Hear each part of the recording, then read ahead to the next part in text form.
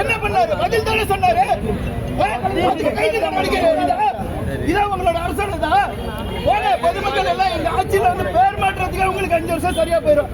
அதுதான் பண்ணிட்டு இருக்கீங்க.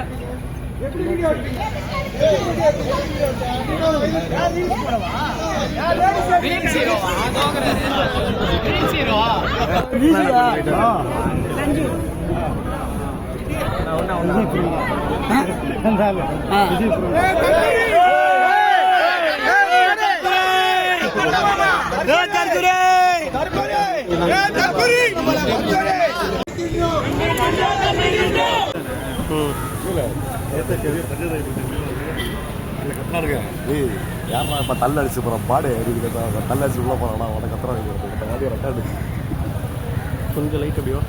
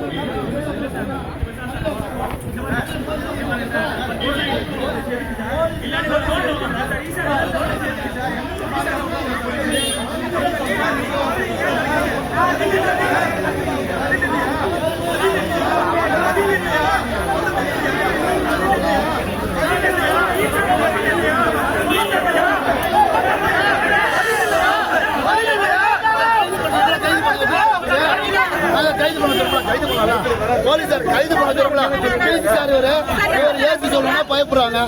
சிஎம் வந்து குடிச்சுட்டு இருக்காங்க. அதுக்காண்டி ஏசி சார் பர்மிஷன் ஆரம்பிச்சாங்க. ஏன் பயப்பட்டு நாங்க கைது உள்ள போக தயாருங்க. இல்ல சார் நாங்க உள்ள போக தயார்.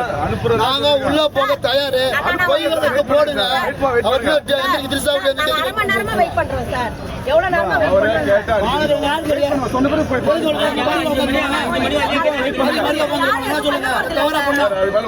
சொல்லியாச்சு.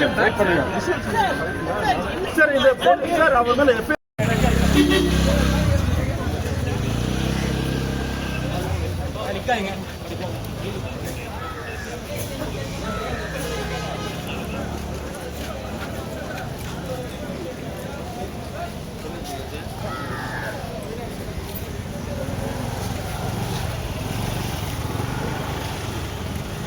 பின்னாடி பின்னாடி வாங்க.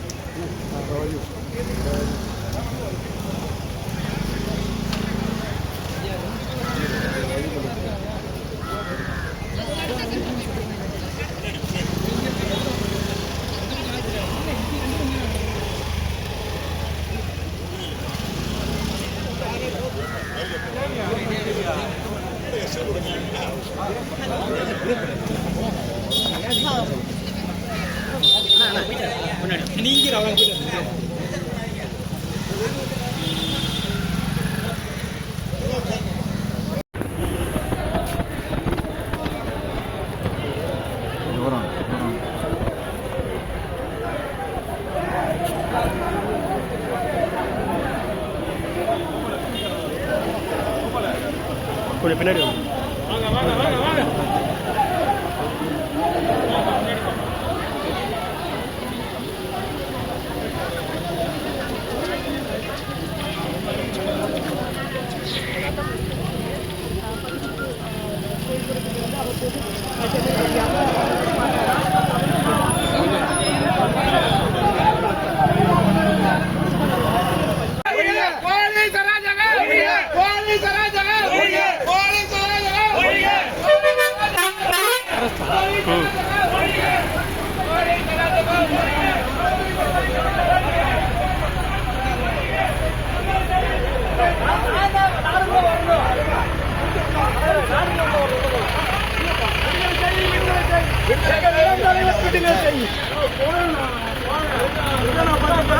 பொம்மை முதல்வர் ஒழிக.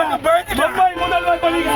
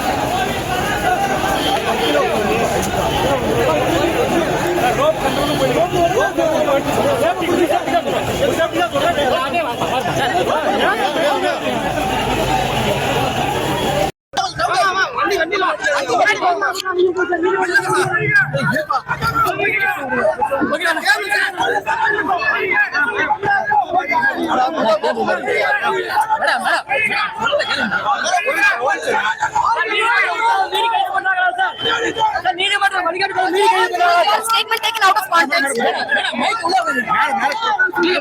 Was your statement taken out of context?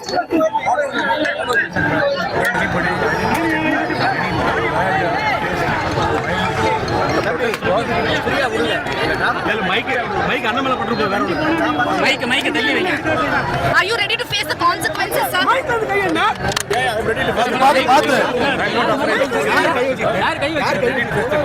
You think it is political vendetta against you and your party? I don't think they have so much brain. These people are just. So I will face the consequences. Okay. That's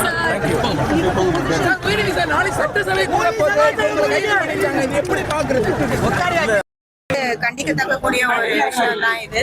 அது பார்த்தீங்கன்னா தொடர்ந்து கழக உடன்பிறப்புகள் வந்து அவரை arrest பண்றாங்கன்றதுக்காக அவரை நேரடியாக வந்து காண வந்திருக்காங்க. அப்படி பார்க்க வந்த கழக தொண்டர்களை வந்து போலீசார் வந்து கடும் லட்டி சார்ஜஸ் எடுத்துருக்காங்க. ஸோ அதுல வந்து இன்னைக்கு 2 பேர் வந்து ரொம்ப அடிபட்டு, ஒருத்தருக்கு மூக்குல வந்து ஃப்ராக்சர் ஆயிருக்கு, ஒருத்தருக்கு வந்து உடம்பு ஃபுல்லாவே பிளட் கிளாட் ஆயிருக்கு. இப்படி கழக உடன்பிறப்புகள், கட்சிக்காக உழைத்தவர்கள், பொதுமக்கள் இப்படி எதுவுமே இல்லாம லட்டி சார்ஜ் எடுக்கக்கூடிய அளவுக்கு இங்க என்ன தீவிரவாதம் பண்ணாங்களா இல்ல வேற ஏதாவது பண்ணாங்களா? லட்டி சார்ஜ் எடுத்து ஒரு அரை மணி நேரத்துக்குள்ள வந்து இந்த அளவுக்கு போலீசார்கள் வந்து பொதுமக்களிலும் கட்சிக்காரர் மத்தியிலும் வந்து இந்த மாதிரி ஒரு நடவடிக்கை எடுத்திருக்காங்க.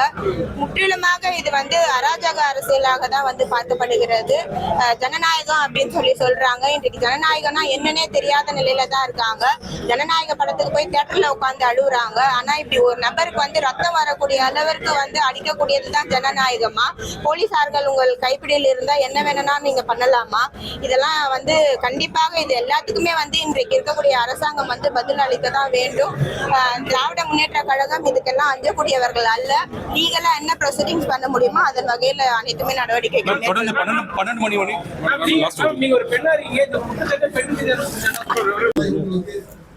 அதாங்க நேற்று தலைவர் அங்கே தஞ்சாவூரில் பேசுறதுக்கு அவர் கைது பண்ணுறதுக்கு வந்திருந்தாங்க.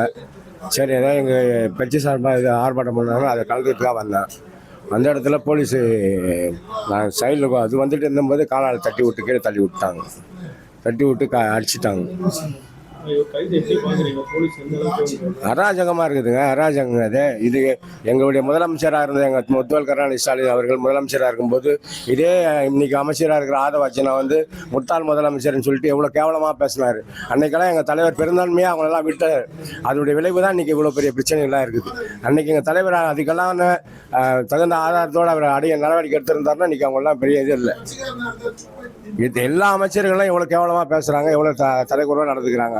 அன்றைக்கி எங்கள் தலைவர் அதெல்லாம் வந்து பெருந்தன்மையாக விட்டுட்டார். அதனால தான் இன்றைக்கி இந்த இதோடைய விளைவுகள். இவருக்கு வந்து சகிப்புத்தன்மை இல்லை இந்த முதல்வருக்கு. அதுதாங்க அவங்களால அவருடைய பேசுறதுலாம் கேட்கறதுக்கு சகிப்புத்தன்மை இல்லை. சகிப்புத்தன்மை இருந்திருந்தாங்கன்னா இந்த மாதிரிலாம் பேச மாட்டாங்க அவங்க.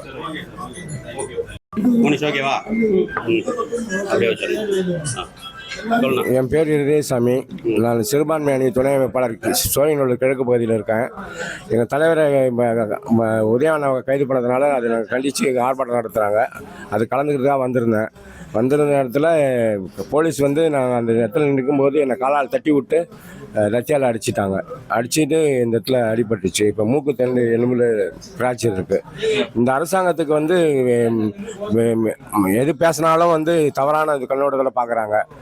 இதுக்கு முன்னாக இருந்த எங்கள் தமிழ்நாடு முதலமைச்சர் முத்துவேல் கருணாநிதி ஸ்டாலின் அவர்கள் எவ்வளோ பெருந்தன்மையாக மக்களுக்காக எவ்வளோ நன்மைகளை பண்ணார்.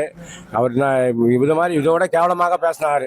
ஆதவார்ஜினாலாம் வந்து எங்கள் முதல்வர் வந்து முட்டாள் முதல்வர்லாம் பேசினார். அன்னைக்கு எங்கள் தலைவர் வந்து அதெல்லாம் பெருந்தன்மையாக இது மாதிரிலாம் வேண்டாம், அராஜக அரசியல் தேவையில்லை என்று பெருந்தன்மையாக நடந்தினார். ஆனால் இவங்களுக்கு சகிப்புத்தன்மை இல்லாததுனால ஒரு சின்ன சின்ன பிரச்சனைகள்லாம் பேசினா கூட இப்போ அவ்வளோ பெரிய காவேரி பிரச்சனை நடந்துட்டு இருக்கு, அதை பற்றிலாம் பேசுறதுக்கு தகுதி இல்லை. ஆனால் இன்னைக்கு வந்து அவர் பேசினார்ன்றதுக்காகவே அவரை கைது பண்ணுறாங்க. இது வன்மையாக கண்டிக்கிறோம் நாங்கள். இது 12 மணி வரையும் வந்து அரெஸ்ட் பண்ணுறதுக்கு ஹோல்ட் பண்ணியிருக்காங்க. அப்படின்னு கைது எப்படி பார்க்குறீங்க? அராஜகமாக செய்யலுங்க இது. அவங்களுக்கு வந்து நாளைக்கு சட்டமன்றம் கூடுது, அதில் வந்து இவர் ஏதாவது பேசுவார், இவர் பேசினாக்க பதில் சொல்ல முடியாதுன்ற ஒரே ஒரு காரணத்துக்காக தான் அவரை இன்னைக்கு இது பண்ணி வச்சுன்னு இருக்காங்க. அங்கே இருக்கிற எந்த எம்எல்ஏக்குங்க பேச தெரியும்? எந்த எம்எல்ஏக்குமே எதுவுமே தெரியாது, எந்த இதுவுமே தெரியாது. எங்கள் சோழநல்லூர் சட்டமன்ற உறுப்பினர் எங்கள் அண்ணா அரவிந்த் அண்ணா வந்து அந்த தொகுதிக்கு எவ்வளோ நன்மைகளை செய்தார். அவர்லாம் இன்றைக்கி இந்த தேர்தலில் அவர் தோற்றுருக்காருன்னா இப்போ எங்களுக்கெல்லாம் பெரிய மன வருத்தமாக இருக்குது. என்றைக்குமே எங்களுக்கு சட்டமன்ற உறுப்பினர் எங்கள் சோழநல்லூர் அரவிந்த் ரமேஷ் அண்ணன் தான். ஏன்னா அவர் அந்தளவுக்கு நல்லது பண்ணியிருக்கார், மக்களோடு மக்களாக பழகினவர். அவர் இன்றைக்கி அந்த தொகுதியில் தோற்றுருக்காருன்னா எங்களால் ஜீர்ணிக்க முடியல. எங்கள் தலைவர் தோற்றதை எங்களால் ஜீர்ணிக்க முடியல, எங்களால் ஏற்றுக்கவே முடியலைங்க. அதெல்லாம் தொடர்ந்து உங்களுக்கு மட்டும் தான் தாக்கல் நடந்ததா? வேற நிறைய பேர் எங்கள் தொண்டர் ஒருத்தர் இந்த வேனை மறிச்சார், அவரை போட்டு அடித்து இது பண்ணாங்க. ஒரு எஸ்ஐயா தெரியல, யாரும் தெரியல, அவர் தனிப்பட்ட முறையில் இழுத்துட்டு போகிறாங்க. எல்லாரும் கத்தனத்தினால அவர் விட்டுட்டாங்க. இல்லைனாக்கா அவர் எட்டு என்ன பண்ணியிருப்பாங்க தெரியாது. நிறைய பேருக்கு இதே மாதிரி பிரச்சனைகள் உருவாயிடுச்சு. இப்போ ஹாஸ்பிட்டலில் நீங்கள் மட்டும் மாட்டிட்டா இல்லை வேற யாரும் அட்மிட்? இல்லை, 2-3 பேர் வந்திருக்காங்க. பேர் சொல்லுங்கள். இருதயசாமி.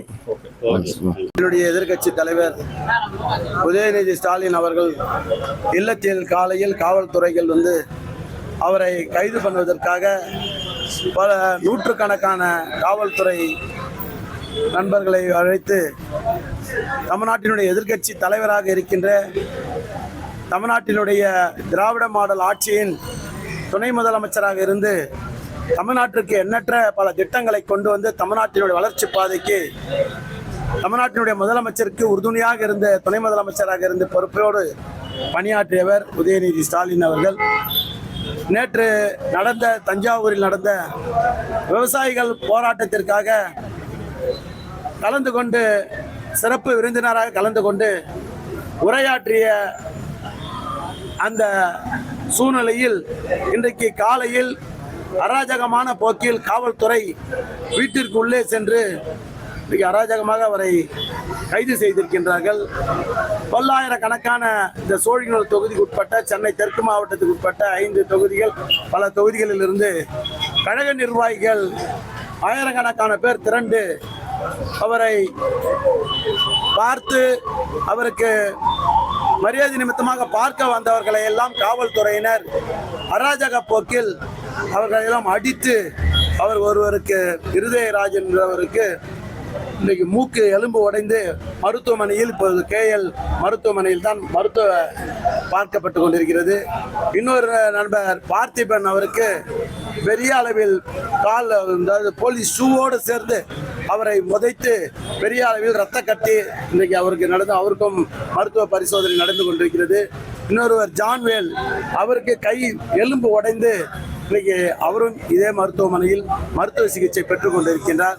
இதையெல்லாம் பார்க்கும்போது ஜனநாயகம் இல்லாமல் இந்த நாட்டில் அராஜக போக்கை தமிழ்நாடு அரசு கையில் எடுத்து காவல்துறையின் மூலமாக அனைவரையும் அடக்கி விடலாம், அனைவரையும் பேசுகின்றவர்கள் எல்லாம் ஒடுக்குகின்ற வகையில் இன்றைக்கு தமிழ்நாட்டினுடைய முதலமைச்சருடைய கண் அசைவில் இன்றைக்கு காவல்துறை நடந்து கொண்டு இருப்பது என்பதற்கு எதிர்க்கட்சி தலைவராக இருக்கின்ற உதயநிதி அவர்களை இன்றைக்கு காவல்துறை கைது செய்திருப்பது கண்டிக்க தகுந்தது. தமிழ்நாடு முழுவதும் திராவிட முன்னேற்ற கழக நிர்வாகிகள் எல்லாம், சமூக ஆர்வலர்கள் எல்லாம் இதற்கு பெரிய எதிர்ப்பை தெரிவித்துக் கொண்டிருக்கின்றார்கள். அதுதான் இன்றைக்கு ஈசிஆர் சாலையை பெரிய போக்குவரத்து ஸ்தம்பித்து அவரை கைது செய்திருக்கின்றது.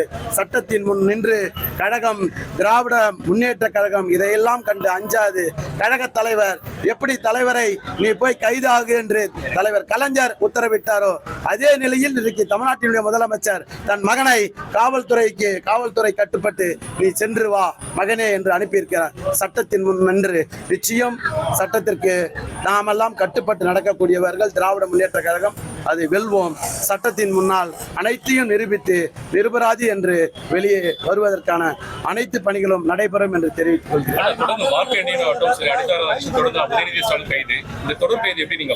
அதாவது ஒரு ஆட்சி அதிகாரத்திற்கு வந்தபொழுது எதிர்ப்புகள் இருக்கும், விமர்சனங்கள் இருக்கும். ஆட்சியின் குறைகளை எடுத்து சொல்வது என்பது ஒரு ஜனநாயக கடமையை, அதுவும் குறிப்பாக எதிர்க்கட்சியில் இருக்கின்றவர்கள் ஆற்ற வேண்டும். இதையெல்லாம் ஆளுங்கட்சியாக இருக்கின்றவர்கள், அது சம்பந்தப்பட்டவர்கள் அதையெல்லாம் உணர்ந்து எங்கெல்லாம் தவறு நடக்கிறது, நமக்கு தெரியாமல் ஒரு முதலமைச்சருக்கு தவறு நடக்கிறதா என்பதை இவர்கள் எல்லாம் பேச விட்டால் தான் அவருக்கு நல்லது. ஆனால் பேச விடாமல் யார் பேசினாலும் அவர்கள் கைதின் மூலமாகவும் சட்டத்தின் முன்னால் பொய்யான தகவல்களை அளித்து ஒரு தவறான கேஸுகளை போட்டு இது மாதிரிலாம் பண்றாங்க. இதெல்லாம் ஒரு ஆரோக்கியமான அரசியல் இல்லை. தமிழ்நாட்டில் இதுவரை அது மாதிரிலாம் நடந்ததில்லை. பொறுப்புக்கு ஏற்றார் போல் பொறுப்பு வந்த பிறகு பணிவு வர வேண்டும். அது தமிழ்நாட்டினுடைய முதலமைச்சருக்கு வர வேண்டும் என்று மக்கள் எல்லாம் எதிர்பார்த்து கொண்டிருக்கின்றார்கள்.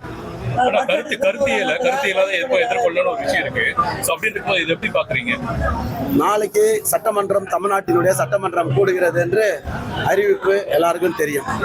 சட்டமன்றத்தில் எதிர்க்கட்சி தலைவராக இருந்து பல கோரிக்கைகளையும் பல பிரச்சனைகளையும் எடுத்து முன்வைக்கின்ற, நாளை நடைபெறுகின்ற ஒரு கூட்டத்தொடரில் கலந்து கொள்ளாத அளவிற்கு இது தடுத்து நிறுத்தப்பட்ட ஒரு தவறான செய்தியின் மூலமாக இன்றைக்கு இந்த பணி நடைபெற்றிருக்கிறது என்பதுதான் நாட்டு மக்கள் எல்லாரும் பேசுறாங்க. நாட்டு மக்கள் எல்லாரும் இது தேவையா என்று கேள்வியை கேட்கின்ற வகையில் இருக்கிறது. கடைசி கேள்வி, கொளத்தூர் சட்டமன்றத்தில் வந்து ரீகவுண்டிங் வந்து வச்சிருக்காங்க இல்லையா?